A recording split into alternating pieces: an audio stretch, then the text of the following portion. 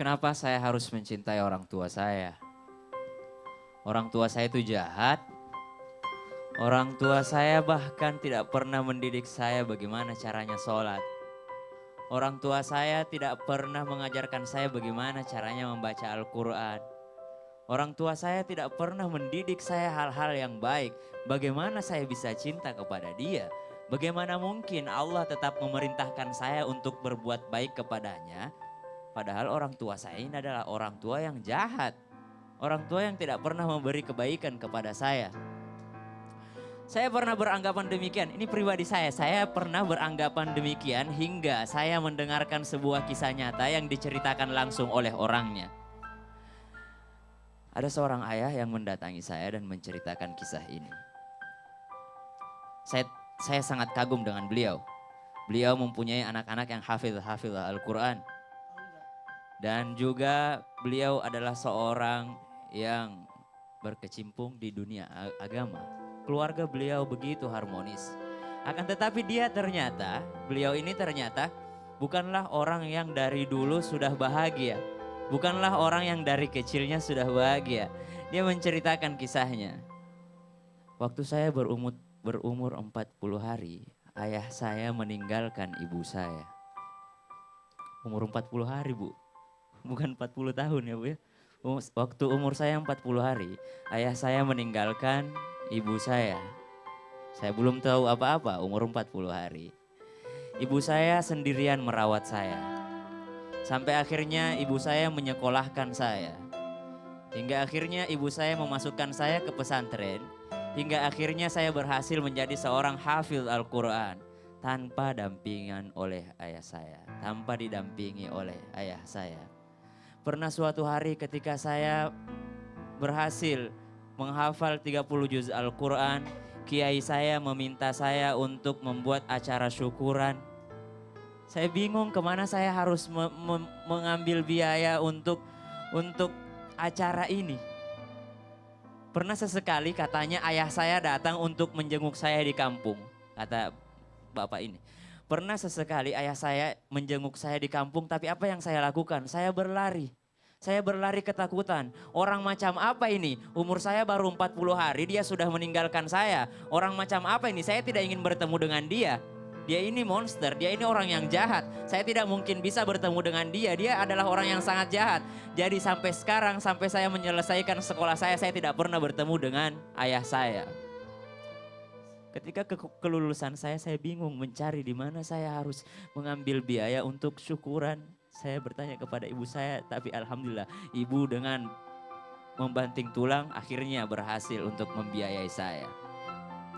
Setelah itu dia melanjutkan ceritanya. Dan saya bertanya, apakah sekarang Bapak masih belum pernah bertemu dengan ayahnya? Apa kata beliau? Ketahuilah bahwasanya akhir-akhir ini saya sangat rajin mengunjungi ayah saya. Mengapa demikian? Apa jawaban Bapak itu ketika saya bertanya, mengapa Bapak masih bisa mengunjungi ayahnya yang telah menelantarkan Bapak? Mengapa Bapak masih bisa? Apa jawabannya? Karena dialah saya terlahir di dunia. Dan mungkin karena dia pula lah saya bisa menghafal Al-Quran. Mungkin karena doa beliaulah anak-anak saya menjadi hafidh Al-Quran. Tidak ada yang tahu. Karena dialah kita terlahir di dunia. Karena darah daging dialah kita terlahir di dunia. Allah mengirimkan dia untuk proses kelahiran kita. Walaupun sejahat apapun dia tetap ayah kita. Semakin saya membenci dia, kata bapak ini, semakin saya berpikir kenapa saya harus membencinya. Allah Subhanahu wa taala ingatkan kita di dalam Al-Qur'an, A'udzubillahi minasyaitonirrajim.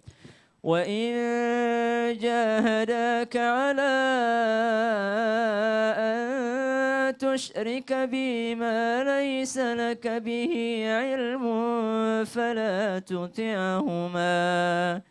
فلا تطعهما وصاحبهما في الدنيا معروفا. Allah ingatkan pesan yang indah yang mungkin berat untuk kita terima. Apa yang Allah katakan, berbuat baiklah kalian terhadap orang tua kalian. Bahkan jika mereka memerintahkan kalian untuk musyrik, jangan kalian ikuti, akan tetapi tetaplah bergaul dengan cara yang baik terhadap mereka. Karena merekalah yang telah melahirkan kalian. Karena merekalah kalian bisa melihat. Karena merekalah kalian bisa mendengarkan suara-suara indah di dunia. Karena merekalah kalian bisa berjalan di muka bumi ini. Dan karena merekalah kalian bisa mengenal yang namanya agama Islam. Dan karena merekalah kalian bisa mengenal Tuhan. Ayah tetaplah ayah, ibu tetaplah ibu, orang tua tetaplah ibu. Saya mengerti perasaan teman-teman yang mungkin pernah disakiti oleh ayahnya, saya mengerti. Dan saya juga pernah merasakan bahwa tidak pantas mencintai orang tua yang jahat. Tapi setelah saya mendengarkan kisah nyata ini, saya langsung berpikir bahwa orang tua tetaplah orang tua. Bagaimana Allah meninggikan derajat orang tua. Allah menyandingkan perintah untuk keesaan Allah dan perintah berbuat baik terhadap orang tua di dalam Al-Quran. Berapa kali Allah menyebutkan dalam Al-Quran, berbuat baiklah terhadap orang tuamu. Dan tidak pernah Allah menyebutkan berbuat baiklah terhadap anak-anakmu. Mengapa? Banyak anak yang melupakan berbuat baik terhadap orang tua, tapi orang tua sudah pasti di dalam lubuk hatinya dia tetap berbuat baik terhadap anaknya. Shadaqallahul azim. Tidak ada harimau binatang sekalipun yang memakan anaknya. Orang tua tetaplah orang tua. Iya. Keisha, kakak tadi barusan dengar ceritanya nggak? Pakai mic? Pakai mikrofon. Dengar. Gimana? Biasa aja. Aduh, aku kecewa.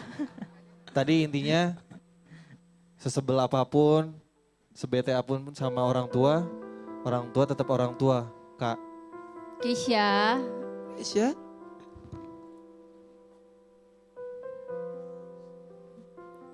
Loh, kenapa? Nangis. Kisha kalau kayak gitu memang dia ngungkapin kesedihannya seperti itu. Oh, dia tidak bisa mengungkapkan kesedihannya Iya. di depan orang banyak. Iya betul. Aduh maaf Jadi ya. sebenarnya Aku baru mau dekatin dia lari. ini kalau bicara soal Kisha, saya sering tanya berdua Ustadz. Iya. Kakak tuh sayang nggak sama ayah? Kakak tuh sayang. Sebenarnya sayang. Sayang. Saya yakin tidak anak saya terus terang. Dari dalam lubuk hati anak pasti sangat mencintai ayah. Iya. Dalam kesedihan mereka sebenarnya mereka rindu dengan ayah. Bahkan sosok anak yang tidak pernah melihat ayahnya sekalipun karena orang tua ayahnya meninggal ketika masih dalam kandungan, dia pasti rindu dengan ayah. Itu. Koki kalau menyikapi Keisha sendiri yang mungkin bisa dibilang kondisinya nggak kondusif. Ya. Apa yang dilakukan sama Koki sendiri? Kalau aku selalu, kalau sama dia biasanya bicara berdua dua hati sih, kita bicara gitu. Memang gimana? Tadi aku lihat sih, dia dengerin cerita. Dia kalau dia udah mainin kuku tuh ditandanya dia memang dia nyimak, dia nyimpan sesuatu, menahan sesuatu. Tapi denial, kayak menolak. Bukan menolak ya, mungkin Kisha ini punya satu kekecewaan terhadap ayahnya. Oh. Dia punya satu kekecewaan. Dia sebenarnya sayang sekali sama ayahnya. Mungkin karena sekarang juga ayahnya sibuk, jadi waktu untuk Kisha berkurang. Ya itu loh, mungkin dia punya satu kekecewaan yang dia pendam sendiri. Dengan caranya dia. Dengan caranya Keisha Tapi sendiri. kita tetap berbaik sangka kepada anak. Ya. Karena mereka itu, anak itu kadangkala untuk mengungkapkan perasaannya susah. Susah dengan caranya dia. Mungkin kita sebagai orang dewasa, loh kok begini? Ya. Ya. Kedewasaan mungkin butuh proses. Baik, mungkin ada yang mau ditambahkan Ustadz Syam atau Ustadz Oki menyanggapi? Ustaz Oki dulu deh. Iya. Ustaz Oki nangis ya? Gak bisa ngungkapinnya. Ada juga Aku sebuah mau deketin Ustaz Oki. Kenapa? Rindu dengan panggil papa atau ayah?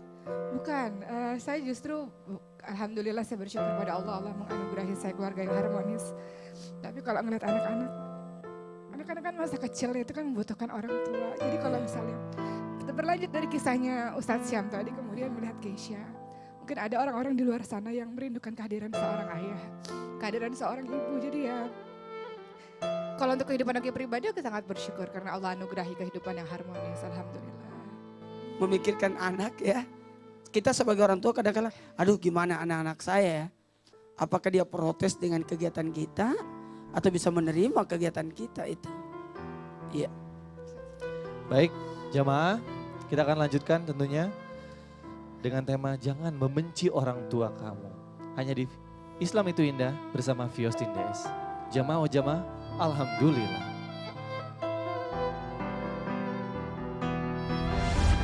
Bersabda bahwasanya anta wa maluka li abika, dirimu, harga dirimu dan hartamu adalah milik ayahmu.